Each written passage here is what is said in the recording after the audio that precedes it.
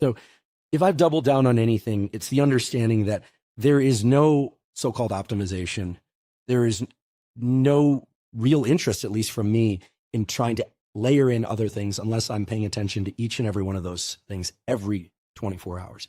You have to re-up on each and every one of those 5 things every 24 hours. And if you don't, you can get by for a day or two, but pretty soon you're going to hit that wall where you won't be able to do any of the things that most people are actually seeking to do. Mm-hmm. And the last thing I'll say about that is, I think people hear a list of those 5 things and they think, gosh, okay, well, that must be nice for you, Andrew and Tim. You wake up, you look at sunlight, you guys don't have kids, like you don't have to worry about kids running around. You don't have to, you can exercise.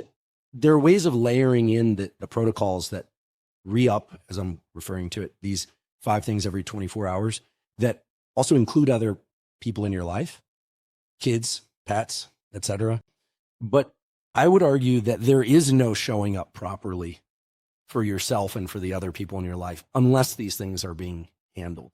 And it's not about becoming soft and cushy. It's about becoming quite resilient and effective.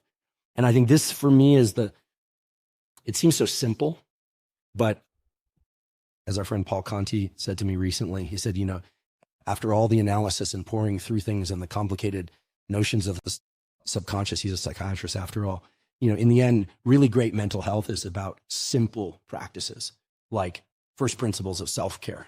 So to which I raised my hand and said, well, like, what is a first principle of self-care? There's those 5 things. And so I'm doubling down, I'm tripling down on those as essential to the point where nothing else really happens for very long unless those 5 things are tended.